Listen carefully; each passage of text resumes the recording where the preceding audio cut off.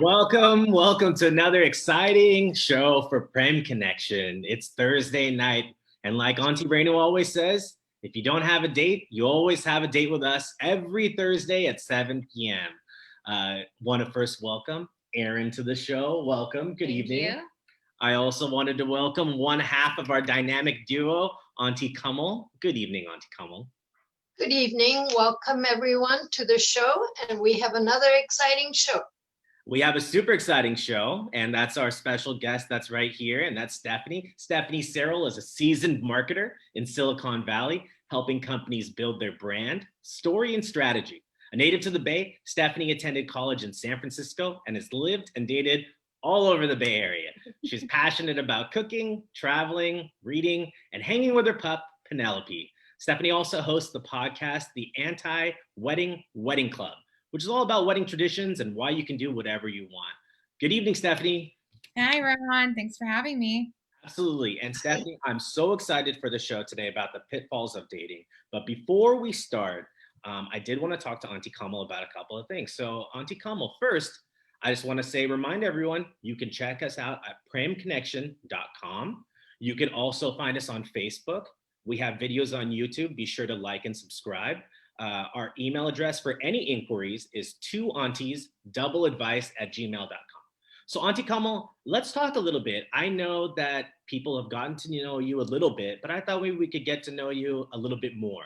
So I know that you've lived in a few different countries. Maybe you can tell us a little bit about that. Sure. I was born in Kenya, and then I moved to England.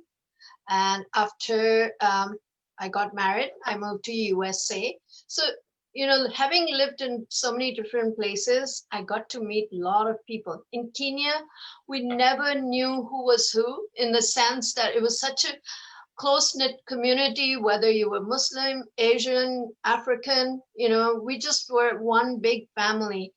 And when we came to England, so we got to meet the British at the prim and proper, but they were a lot of fun. So we got to know that. And then there was a lot of other nationalities that had moved to England. So we got to know them. And throughout my life, coming to USA is a melting pot. So you get to meet people from all walks of life, backgrounds and everything. So in my young life, I want to say young, I've met so many different people that it's so nice, to have this variety of, experiences that and shared with people and learned from people. So it's been a fun life for me so far. Do you think that having that you've lived in 3 different continents really has allowed you to kind of get to know people of every different walk of life, right? Absolutely. Because, when you meet, people from all walks of life, you get to know them because you get to know them socially, you get to know them, work-wise, you get to know people in every, aspect. So I feel that, this has given me an edge, helping people meet their partners. And it's always, I think, nice to having that experience that I can bring to Brain Connection and introduce people. And I have done, people from all, ranges of young, old, that not only just for marriage or anything, but also partnerships and friendships and, work-wise. Right. And then just like Auntie Reno, you guys have had a lot of experience even helping people that are single looking for a partner, that are divorced, separated, marrying a different culture, marrying a different religion. And especially having that background really is important, I think, for our clients to understand that you can be whatever background and we will do the search for you. So absolutely. And with Prem Connection, having Renu and myself as a team, we can give you that personal touch. We can help guide you, advise you, sometimes unwanted, but we may do that. We're old, so we will do that. Okay, well, that's great. And now that we know what you can do, let's talk about some of the things that that have happened in the dating cycle that are the pitfalls of dating. We can welcome in again our very special Stephanie Serrell. And Erin, why don't you lead us off here? Hey, Stephanie. We're super excited to have you here today because we know that you have some experience and a lot of great stories about your experience in the dating field. So let's get started. What are some pitfalls when it comes to dating and using dating apps? So I would say, so just to age myself, I'm 33. I have been dating since I was in high school. There were no apps at this time. There's been apps since I was in college or my very early 20s. So I would say in this day and age, probably the biggest pitfall when it comes to dating and in apps, I think you see this more on apps, but this does actually happen in person too, is that people have a lot of selection these days. If you're on an app, it's like a buffet of women or men. You're just swiping and swiping, and you see that they're 5'6", and you're like, no, I don't date guys that are short. Or you see one picture that maybe they don't look their best, and you swipe. And so I think people, or you meet somebody and you start dating, and then you're always kind of looking at what's the next thing because there's so many options. And instead of just focusing on the one person that you are dating and seeing if that could be a fit, you're always just kind of looking for the grass is greener on the other side. And as we know, it usually isn't. Not saying that you need to date everyone, but I would say that's probably our generation's biggest issue, is that they just can't decide who they want to be with. Like you're saying, it can be pretty frustrating, right? So how do you handle the frustration? You know what? It's hard. I'll be honest. Like I said, I've been dating for a long time and I've had a couple of serious relationships, but I've been single a lot of my adult life. So there's always the phase with the apps where you load them, you do the whole profile, you go in there, you have a good attitude, you're like, okay, I'm going to meet somebody, I'm going to be open to it. And then you get horrible emails, or people ghost you, or you go on a couple of dates and they're really, really bad. And then you don't want to do it anymore. So you delete the apps and then you don't touch them again for a few months. And then eventually you reload them. And it's this vicious cycle that just kind of keeps going. And it can feel really daunting, and it can feel really just discouraging that you're not going to meet somebody that works for you and that you have that connection with. So I would say also in my 30s now, I try to be careful about my expectations on humans and what they can kind of bring to the table. So I try to not take things as personally, but that's also easier said than done. So I would just say that I think you have to be really kind to yourself. And if you need some time and some space away from dating, you should take it. And if you need to give yourself some self-love, so is that take a bubble bath, have some wine, hang out with friends, watch a movie, like do whatever you need to do to take care of your emotional well-being and make sure that you're in the right place to actually meet people and date. If you feel really discouraged or negative about the experience, most likely it's going to be negative when you go on dates or when you talk to people. When you're saying that now you have better or less expectations of other people, is it because you understand yourself better now? Is that what it is? Do you think? Yeah, that's actually a really good way to put it. I like that. Yeah, I would say that is, about 6 months ago, or maybe now it was a little bit, almost a year ago, I kind of took the pressure off of myself on having to, like, by certain ages, women, have kids, get married, do the whole thing. I removed that off of myself, first off, because I feel like it put a very unhealthy expectation on people that I was dating. And that was my choice. That's not everybody's choice. But I think that you also have to realize that humans are humans. We all have bad days. We all have bad dates. And not everybody is going to click with you. Not everybody's going to have chemistry or like you, and that's okay. That just means that that's not your person. And it's hard to remember that, though, sometimes when you're in the middle of dating and you want somebody to be your person really badly and they're just not, and you kind of try to force it. That's what I've tried to kind of step away from as I've gotten older when it comes to dating. So, as you know, catfishing can be a problem on dating apps, Lord, yes. or Facebook or Instagram or whatever. So, what are some red flags that someone may be catfishing you? Yes. The last time this happened to me was actually when I was in Greece last year. I met a guy right before I left and realized while I was on the trip that he was not real.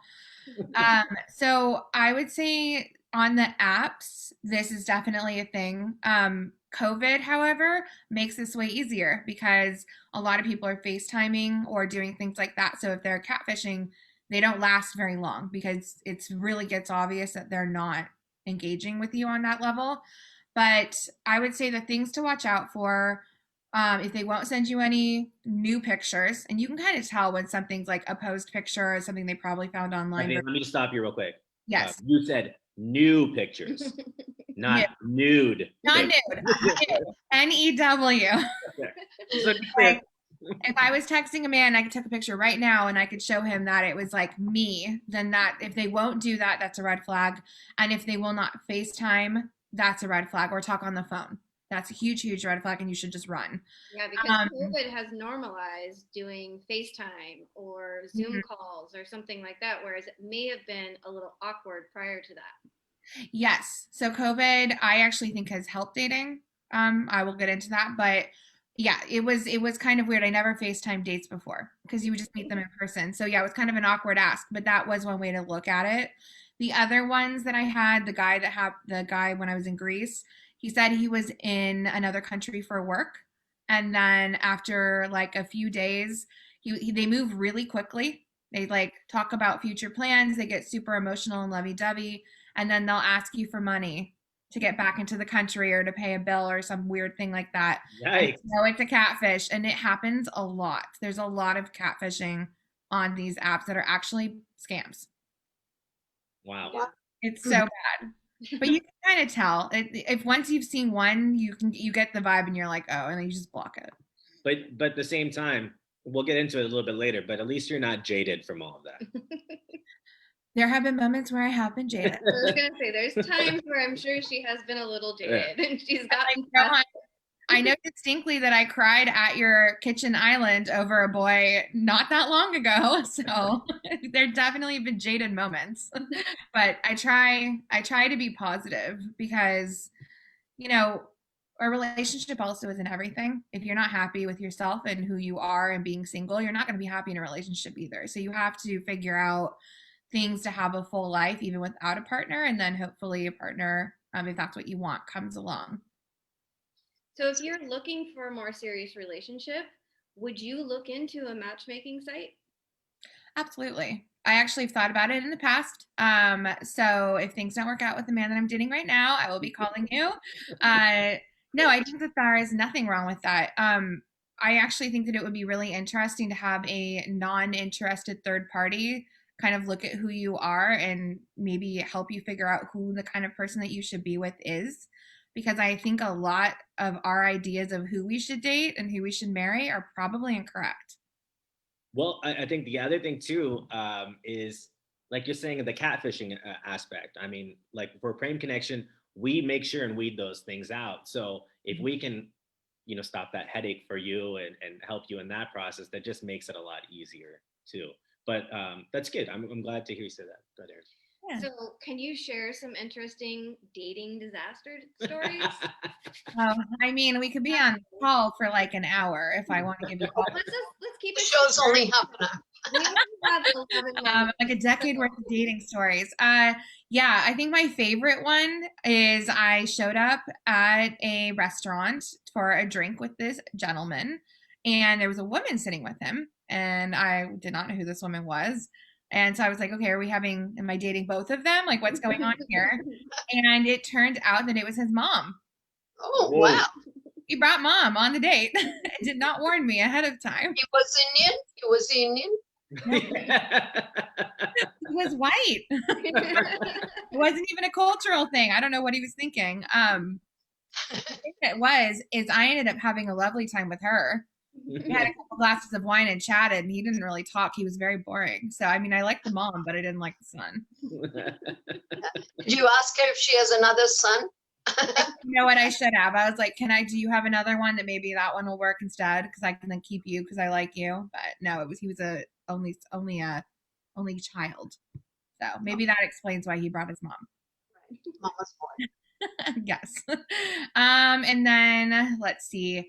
Oh, last year, this was a fun one. I went on a date with a guy that was like a VC dude, so Silicon Valley tech guy, which I normally don't tend to date, but I did go on this date. And the only question he asked me in 20 minutes was, "Are you Stephanie?" And then he sat down, proceeded to talk about himself for 20 minutes. Very, very like gloaty, egotistical man. He referred to himself in the third person twice in this 20-minute time span. And then finally, so I'm just drinking a glass of wine, basically like I'm going to finish this glass of wine and then I'm getting up and leaving. And he then looked at me and said, "Okay, so Stephanie, sell yourself to me. Why should I date you?" How rude. You're saying that's not the way to go about it? No. No, that's definitely not the way to go about it. Maybe if she's like 20 and doesn't know better, but not with a 33-year-old woman. See, that's another great thing that Prem Connection, what we do is we can help you. If you're shy or you haven't dated before and you're nervous and maybe you think you're going on an interview or you're interviewing someone and you do those things, we do have life coaching available. We can talk you through these steps because you don't want to be on another radio show being called a pitfall of dating or a horror dating story. That's the way I look at it. I know. I will not name the man, but he was a horrible date. I can't get out of there fast enough. Yeah. So what words of wisdom can you give to people that are looking for a partner? So I'll kind of bring it back to dating right now because I actually am dating somebody right now. We've been dating for about 6 months. So we met during a global pandemic. I find the irony in that really funny because I have been single for 5 years. And lo and behold, I met a person when I couldn't even physically meet him. And I think that's ridiculous. I think life is laughing at me in that sense. But what I would say for kind of words of wisdom and advice is I know a lot of people like when COVID hit, they said, well, okay, this year's a wash. I'm not going to date. I actually say you should definitely date right now.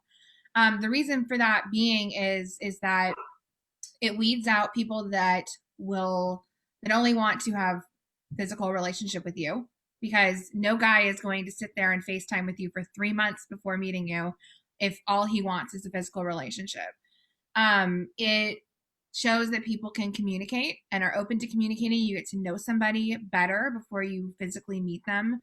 And it's just, it just kind of slows things down a little bit. And I hate saying this because my mother told me this when I was younger, and I'm like, why am I think my grandmother told me this too, but like the good things come to those that wait and that you have to take things slow sometimes.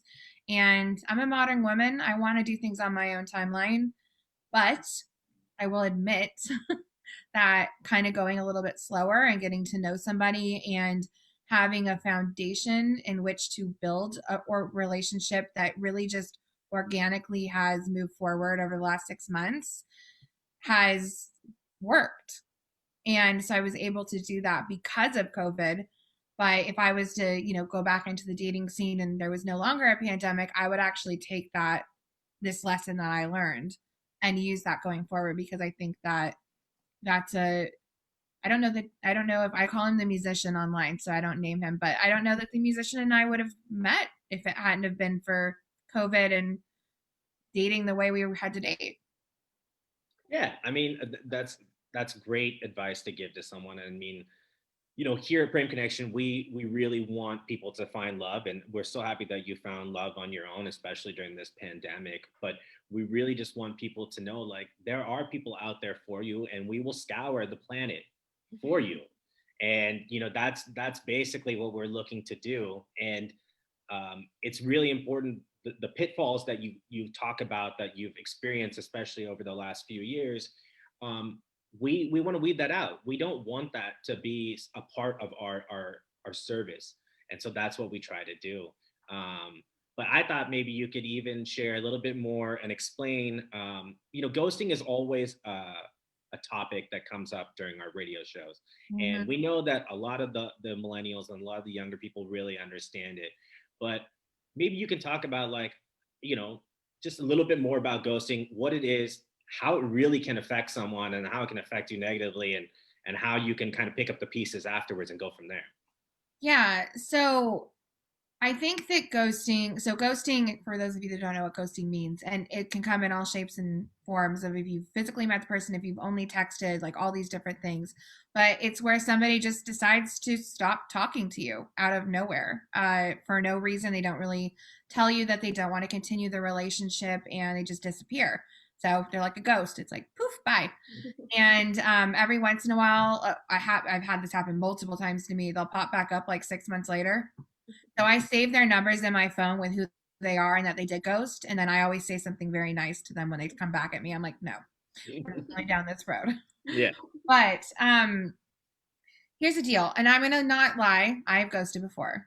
I've only ghosted people that I've texted, not met in person, but still it's rude behavior and none of us should do it. I think it happens because our generation, especially because we are not used to talking on the phone as much anymore. Maybe our generation, like we're older, we are used to talking on the phone, but I think the younger ones definitely are not.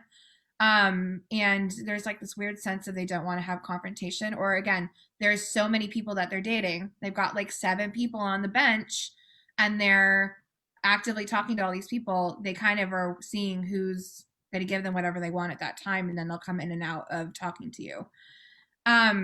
My advice is if somebody ever ghosts you, do not see them again and do not give them the time of day.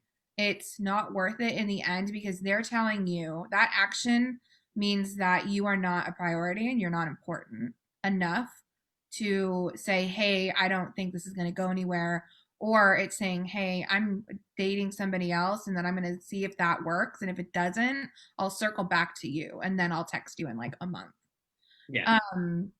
So to pick up the pieces on that, I mean, again, I think it's really that you cannot take it personally. It doesn't necessarily have anything to do with you and it has mostly everything to do with the human that is doing it. That's their behavior and you should not put someone else's bad behavior on yourself as something that you did. Yeah, that's great. And Does it mess you? Sorry. no, I mean, what I wanted to say too before Auntie Kamal says that is, that's what we help too. Where if we find that it's maybe not a connection, instead of someone getting ghosted, because we can imagine how difficult and how hurtful that can be, we step in and we tell that person, like, look, it didn't work, because I feel like that's just as important, of this whole process. And that alleviates the issue of having someone ghost someone else. And but I'm glad that you've been able to pick up the pieces. Sorry, Auntie Kamal, go ahead. No. I mean, I was just asking, does that mess you up?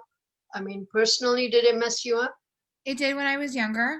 I think that the way I look at humans and relationships now, for me, the majority of people that you meet are not going to be a connection for you. Let's be frank. Or one person likes somebody more than the other. That happens. It's okay when that happens. You just have to know that if it's not that person, then that means that that's not the right person for you. There's a lot of people that can fit in the world for you. There's not one, there's a lot. So, I mean, you have to just, Yep. advice is stay open. Stephanie, I completely agree. I cannot thank you enough Yeah. for the information and sharing your stories with us today. We look forward to having you again on the show and talking about your podcast. In the meantime, we want everyone to go to premconnection.com, check out our YouTube, check out our Facebook, like and subscribe to our videos, check out our Instagram, email us at twoauntiesdoubleadvice@gmail.com. We look forward to another exciting show next week. Happy Thanksgiving to everyone, and we'll see you again very soon. Thank you. Good night. Bye.